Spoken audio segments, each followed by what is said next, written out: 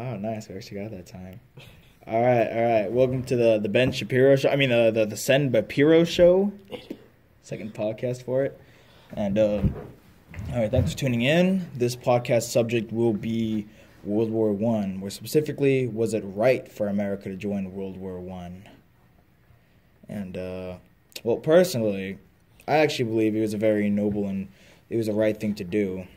Same. America had a responsibility during that time because, you know, their strict neutrality brought forth by President Wilson and he kept us out of the war whole thing going on there.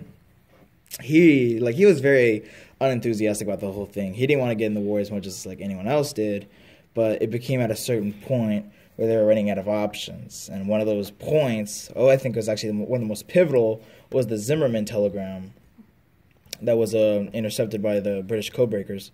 That was sent to some minister in Mexico. And what was really stunning to President Wilson in that one was what it actually said. It was more than just offering allyship to Mexico from Germany. What it was focusing upon was an alliance after the war and after peace with the Brits is made over in Europe, was to help Mexico reconquer the lost territory in Texas, New Mexico, and Arizona, which pretty much Mexican invasion of America.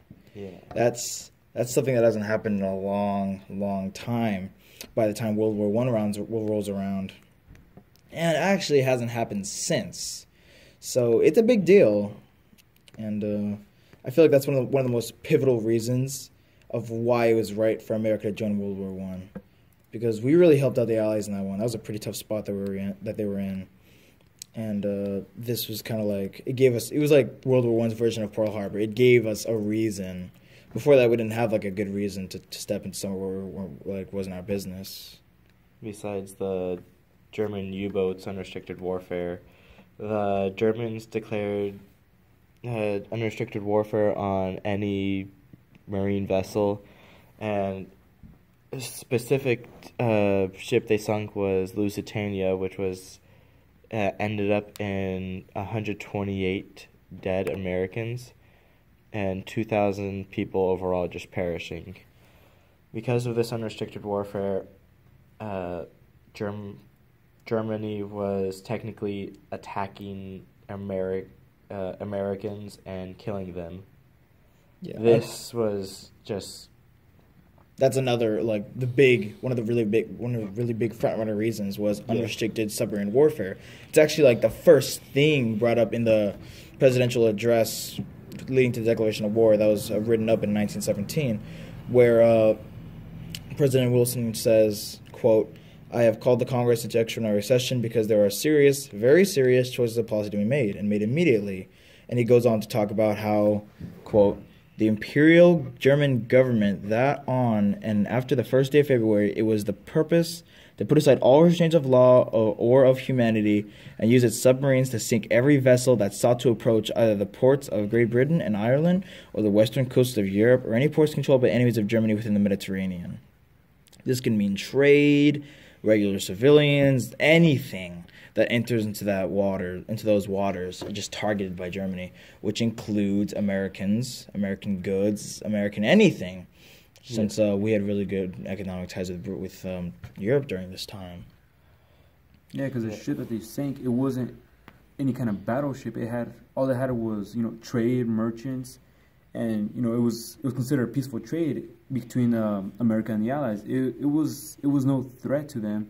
And they sank it and killing thousands of people. And what really tipped the balance was 128 American passengers.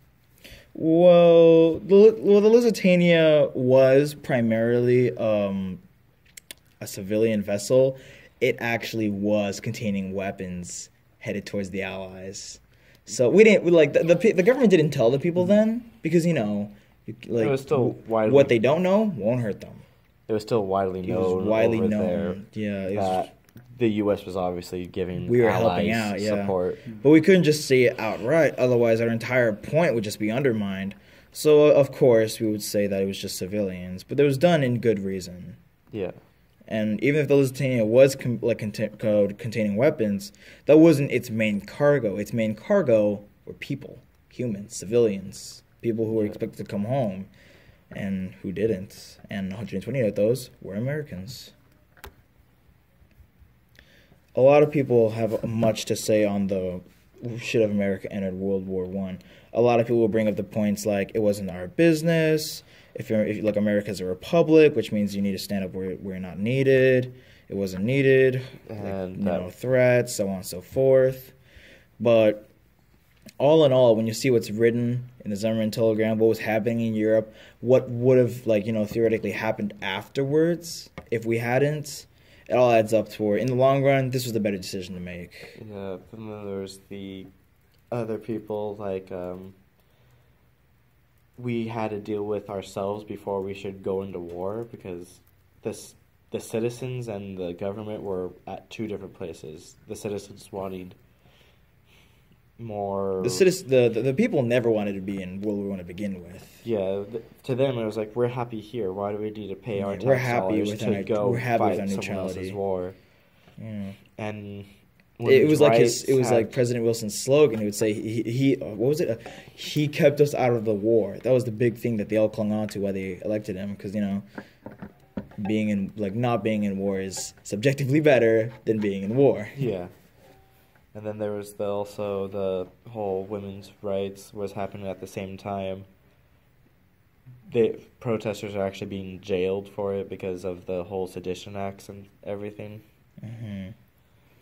Well, it was a necessary evil for the time. Yeah. You can't have such strong dissent in a time where you really need to get something done. The entire country needs to be on the same page when going with a big decision to go to war, which was at the time for future needed. It was needed for the future to remain safe. Mm-hmm. We needed to make sure our plans for the war, after the war, and everything would be uninterrupted. Yeah, we can't have half the population focusing on war while the other one's attacking its own government. We can't just have that during a war this big where several European countries are falling. Just look what happened in Russia. They couldn't keep their populace down. Look what happened. Royal family executed, socialist government instituted, and almost an entire century of an evil empire stretching all across of Eurasia to Eastern Europe, killing millions upon millions upon millions of innocent lives. Forced industrialization that killed another half of your population. And its legacy and effects still being felt today. Russia. A lot the sedition acts are a huge point of controversy. Yeah. But I feel like they were a necessary evil during the time, which also helps my point why it was a good thing the U.S. entered World War I. When considering the time, too, this was the first World War. It was called the war to end all wars, because no one would think that. The 7 Years' War was technically the first World War. That was pretty big. Yeah. If you want to go even farther back, you got the Napoleonic Wars. Those were huge. But this is the first war where, organized governments. Not even that. It was what was available, what could be done in terms of actual fighting manpower. Before then, it was just all right, it's a gentleman's war. We'll do this, we'll do that, yada yada yada. No, this is completely unrestricted, off the charts. It was nuts. Yeah. This is warfare like this hadn't been seen before. Old tactics being used in modern situations, costing millions upon millions of lives. It was a mess. And nobody was prepared for what would happen. We all thought we would, but no, we weren't. Yeah. Europe thought that. America thought that, because we thought we wouldn't have to get involved at all until stuff like this happens. The Zimmerman telegram, the Lusitania. There's a lot of reasons. French losing all of its land. That's World War II. World War I. Oh, the French stuck it out pretty well. Well, I'm not a historian. Everybody rags on the French so much. And even though they were a warfare powerhouse all through history, and then World War II happened, and everybody makes fun of them for it. But that's off topic. But I'm a mathematician, not a historian. Yeah, but my final thesis on the matter is that I personally believe that the U.S. was justified, and it was a good thing that they entered World War I. I share that opinion. Oh, you hear me? Me too. And also I have this interview brought in by someone whose name and occupation will not be disclosed due to certain circumstances. Well, some of the questions we asked was there division during the time for America to join World War One, and yes, Americans were deeply divided over how to respond to the Great War, and expressed a diverse range of views on the conflict. So none of them were focused just on the war. A lot of them were divided, and not just yes, no. There was yes because or no because. It was more like it was a lot of support and qualified stances on this.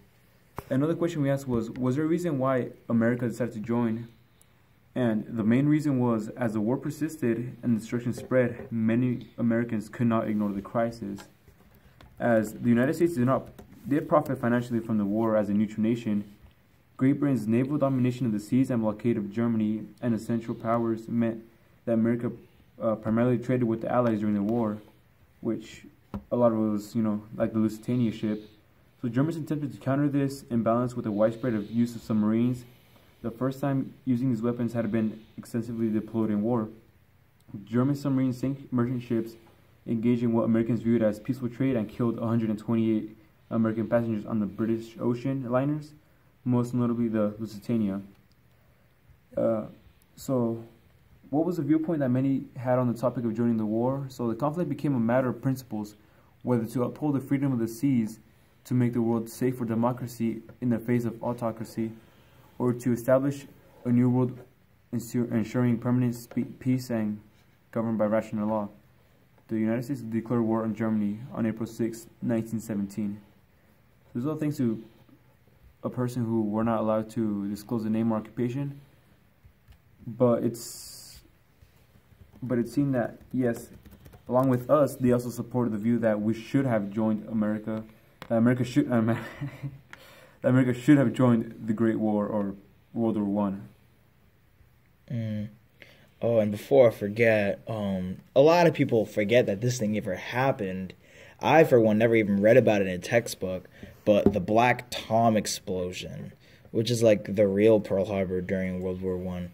It wasn't as like widespread because like only 4 people died, but the Black Tom explosion was an act of sabotage by Imperial German agents on July 30th of 1916, and their goal was to destroy U.S.-made munitions that were going to be supplied to the Allies during World War One. This incident, which happened prior to the U.S. entry into World War One, is also notable because it damaged the Statue of Liberty a little bit. Oh, dang. Yeah, and that was like it wasn't like something that they promoted a huge bunch, but it is something that happened. That was an actual act of aggression on behalf of Imperial Germany before we even declared we were in the war yet. Because we didn't join until 1917. This was like a full, like almost year before that happened. And yeah, the destruction was actually really bad. It's a good thing only 4 people died, but it showed that like we wanted to stay neutral, but it was the first sign that neutrality couldn't last forever as much as we wanted it to. When attacking us like that with 4 and 128, which is 132. On 2 different occasions. So we tried to, well... That's 2 occasions. We got the Zimmerman telegram and the Black Tom explosion. So President Wilson tried to keeping us out. We're being threatened and attacked. Yeah. So trying to stay out, but then Germans first shooting, the Black Tom and then the Lusitania. So 2 different occasions where we were provoked into war. So the reason wasn't a choice; it was more, a declaration towards us until we declared war on them. Mm-hmm. And once we were actually in the war, there was this huge program. I'm not sure if it's the first, but it's definitely one of the first where a lot of wartime propaganda was being distributed by the U.S. government. A lot of it there's 2. I saw 3 different forms. One encouraging men to sign up and fight. The other one buying bail bonds, and the bail bonds, which is like you give money to the government, that government uses it to help out the soldiers with interest. Yeah, with interest. And the last one was to this one I found the most interesting, was to not waste anything, to ration your food so you can help out the soldiers over abroad. Victory gardens. Yeah, all that kind of stuff. And it wasn't just for Americans. They described all of our allies in these posters, talking about how we needed to help them since we were like brothers in arms. You may not be on the front fighting, but you can still contribute in your own way. It was a huge program that I don't think it was the first, but it was definitely one of the first of this government's kind of utilizing propaganda, which played a massive role in gaining public support for the war. And we kept doing this all the way to, I'm not sure if we did it in Korea or Vietnam, but I definitely know it was a huge deal in World War II. Yeah. And technically we still do it with all those join the Navy advertising stuff like that, but that's not on the same level. Yeah. Something about these is just different. And yeah, I feel like that's where I conclude my stance on why I feel it was a good thing America joined World War I. It was justified. It was a noble cause, and I don't feel like we should have changed that decision if we had the chance to. I agree with that. If we didn't join when we did, who knows what would have happened. Germany would have taken Europe probably and then set their eyes on us immediately. Mm-hmm. Even today, that's kind of unfathomable, like American mainland invasion. Man. Yeah. I don't like the sound of that. That's actually pretty scary. Mm-hmm. Anything you'd like to add before we close up, Yamo? No, just I also agree with that because, as the war persisted and the destruction spread, we couldn't ignore it because it kept spreading. It would have probably taken over everything else, and once they gained their own resources, we would have annexed within a couple of years, or within a few generations. Who knows? Maybe if we didn't join right now, we probably wouldn't be America. It might be some, a union between Germany and their allies. Who knows where we would end up right now? Mm-hmm. Well, I feel like I hope you enjoyed listening to our podcast. I hope we've learned enough from all this to be able to develop your own opinion on whether World War I was something America should have ever gotten involved in. And thanks for tuning in. And tune in next time where we'll be discussing the 20s, 30s, and FDR's famous New Deal, which helped pull America out of the Great Depression. This is Daniel. This is Timbone. And this is Guillermo. Signing off. See you next time.